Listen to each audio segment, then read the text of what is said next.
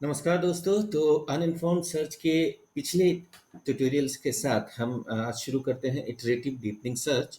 इससे पहले कि हम इसको सर्च इस पर्टिकुलर सर्च को स्टडी करें, हमने पहले डीएफएस और बीएफएस को पढ़ चुके हैं। जो भी लोग डीएफएस बीएफएस के बारे में नहीं जानते हैं या उन्होंने पिछले लेक्चर्स को अटेंड नहीं किया है, आई रिकमेंड कि आप एक बार उन लेक्चर्स को स्टडी करें। जो डेप्थ फर्स्ट सर्च था, उस पर्टिकुलर सर्च में हमने ये पढ़ा कि जो डेप्थ फर्स्ट सर्च मेथड्स हैं they are linear in space. जो पाथ लेंथ है या जो हम पाथ लेंथ को एक्सप्लोर करते हैं, उस केस में वो लीनियर हो सकता है स्पेस में, लेकिन इस बात की कोई गारंटी नहीं होती कि हम एक सॉल्यूशन को फाइंड कर सके अगर एग्जिस्ट करता है तो। दैट मीन्स कि डीएफएस में कोई गारंटी नहीं है सॉल्यूशन को फाइंड करने की। हालांकि स्पेस हमारा कम यूज होता है, मेमोरी हमारी कम यूज होती है। BFS on the other hand exponential होता है स्पेस और टाइम में, यानी जो हमारा टाइम कॉम्प्लेक्सिटी और स्पेस कॉम्प्लेक्सिटी है that could be big O B to the power D, लेकिन गारंटी इस बात की होती है कि हमें सॉल्यूशन मिलेगा अगर वो एग्जिस्ट करता है तो नाउ द क्वेश्चन इज कि we have a solution called BFS, जिसमें कि हम सॉल्यूशन को फाइंड कर सकते हैं। तो what is the need of some other thing, क्योंकि डीएफएस की हमारी एक पर्टिकुलर रेस्ट्रिक्शंस हमने देख ली। तो डीएफएस की उसी रेस्ट्रिक्शंस में, डीएफएस में हमने एक बेनिफिट भी पढ़ा कि उसकी जो मेमोरी स्पेस है वो काफ़ी कम है। ठीक है। और उसकी लिमिटेशंस हमने ये पढ़ी कि हमारा जो डेप्थ फर्स्ट सर्च है उसमें सॉल्यूशंस को फाइंड करना is always not possible. Some time हम पा सकते हैं, समटाइम्स नहीं भी मिल सकता है। लेकिन ब्रेथ फर्स्ट सर्च का ये बेनिफिट है कि हमें सॉल्यूशन मिलेगा ज़रूर, हालांकि वो स्पेस ज़्यादा ले रहा है। तो इस केस में डेप्थ फर्स्ट सर्च के बेनिफिट यानी लेस मेमोरी स्पेस और ब्रेथ फर्स्ट सर्च के बेनिफिट यानी कि हम सॉल्यूशंस को गारंटीड फाइंडिंग के केस में इन दोनों को की प्रॉपर्टीज को, अगर एट्रीब्यूट्स को मिक्स कर दें तो that will become iterative deepening depth first search. यानी कि आईडीडीएफएस में हमारे पास बीएफएस का भी बेनिफिट होगा, यानी कि सॉल्यूशन मिलने की गारंटी होगी, और डीएफएस का भी बेनिफिट होगा, यानी वो मेमोरी कम लेगा। तो इसलिए this is a kind of better approach you can से, जो हम यूज कर सकते हैं इन अनइन्फॉर्म्ड सर्च। अब आईडीडीएफएस है क्या? नॉर्मली हमने अभी पढ़ ही लिया कि आईडीडीएफएस में कॉम्बिनेशन है space efficiency depth first search का और with the ordering of breath first search, यानी कि जो हमारी ब्रेथ फर्स्ट सर्च की अपनी एक बेनिफिट है कि एक पर्टिकुलर ऑर्डर में होता है और हमें सॉल्यूशन गारंटीड मिलेगा। और जो हमारा डेप्थ फर्स्ट सर्च का एक बेनिफिट था कि स्पेस काफ़ी एफिशिएंट है। तो स्पेस एफिशिएंटी और गारंटीड सॉल्यूशन के कॉम्बिनेशन को हम आईडीडीएफएस में पाते हैं। That's why IDDFS is one of the most important concepts you can say. Okay, let's see कि आईडीडीएफएस काम कैसे करता है। एज यूजुअल हमारे पास एक प्रॉब्लम स्पेस है जो सर्च ट्री के फॉर्म में हम लेते हैं। तो जैसा कि बोला iterative deepening depth first search, तो इटरेटिव यानी एक इटरेशन हो रहा है, डीपनिंग यानी एक डेप्थ में जा रहा है। तो डेप्थ को हम यहाँ पे लिमिट्स में या लेवल्स में लेकर चलते हैं।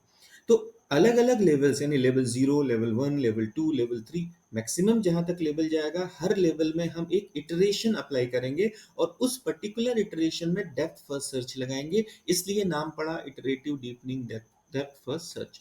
तो वो पर्टिकुलर ट्री में लिमिट 0 में as we know we start from root, तो रूट में चूंकि हमारे पास और कोई एलिमेंट अवेलेबल नहीं है तो हमने केवल उस पर्टिकुलर एलिमेंट को ही प्लेस किया हुआ है।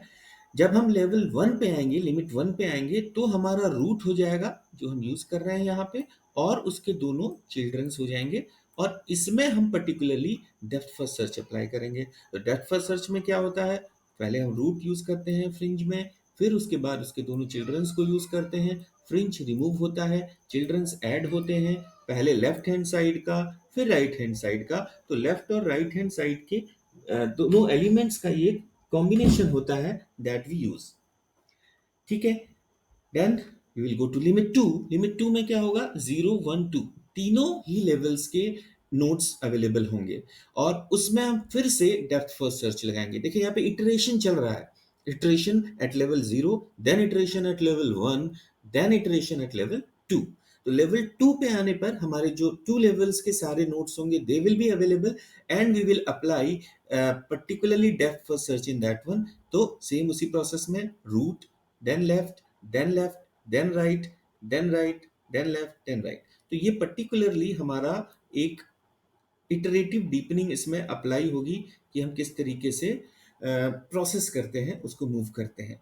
देन जब हम लिमिट 3 पर आएंगे तो लिमिट 3 पे फिर हमारे पास 0, 1, 2, 3 all levels will be available, and again we will apply a kind of iteration in that one and then depth first search in that one। तो depth first search के अकॉर्डिंग फिर हमारा वही पूरा एक प्रोसेस चलेगा और उस प्रोसेस में हम टीएफएस अप्लाई करेंगे और डीएफएस के केस में आपका पर्टिकुलर ये सिनेरियो मूव होगा जिसमें हम वैल्यूज को फाइंड करेंगे। तो जहां पर हमें गोल मिल जाए, प्रोसेस वही है कि हमें फाइंड करना है या तो हमें गोल मिले या हम एक ऐसी सिचुएशन में पहुंचे कि उसके आगे हमको आगे चाइल्ड्स नहीं मिलते हैं या हमारी फ्रिंज या लिस्ट या क्यू कंप्लीटली ब्लैंक हो जाए। तो if we are finding the goal, again we do the same thing कि हमें पेरेंट से लेकर वहां तक के पाथ फाइंड करने हैं and that will be the shortest path that we will say कि हमें इस पर्टिकुलर पाथ पे पहुंच के हमारा सर्च वैल्यू मिल गई है। तो this is what iterative deepening depth first search is. अब नॉर्मली इस कंडीशन को देखकर आपको ऐसा लग रहा होगा कि ये वेस्टफुल है क्योंकि हम मल्टीपल टाइम्स वही काम कर रहे हैं, वही स्टेट्स बार बार जनरेट हो रहे हैं। लेकिन अगर हम जनरली इसको फाइंड आउट करें तो हम ये देखेंगे कि ये बहुत ज़्यादा कॉस्टली नहीं है। जब हम टाइम कॉम्प्लेक्सिटी निकालते हैं तो this is similar to breadth first search, that is big O B to the power D। तो ब्रेथ फर्स्ट सर्च और इटरेटिव डीपनिंग सर्च की जो टाइम कॉम्प्लेक्सिटी है वो सेम है, हालांकि जो स्पेस कॉम्प्लेक्सिटी है वो डेप्थ फर्स्ट सर्च वाली ही चल रही है। दैट मीन्स हमने यहाँ पर स्पेस कॉम्प्लेक्सिटी को भी इंप्रूव किया ऑफ डेप्थ फर्स्ट सर्च, और जो उसकी एक कमी थी, जो एक लिमिटेशन था कि हम रिजल्ट को फाइंड नहीं कर पाएंगे, तो वो पर्टिकुलर चीज भी हमारा बेनिफिट वहां पे मिल गया क्योंकि हमने BFS के कॉन्सेप्ट को अप्लाई किया। Okay, so thank you very much for today. आपने मेरे इस पर्टिकुलर लेक्चर को ध्यान से सुना, उसके लिए बहुत बहुत धन्यवाद। हम नेक्स्ट लेक्चर में कुछ और बेनिफिट लेकर आएंगे, कुछ और नए वीडियोस को लेकर आएंगे। तब तक के लिए thank you very much, have a nice day.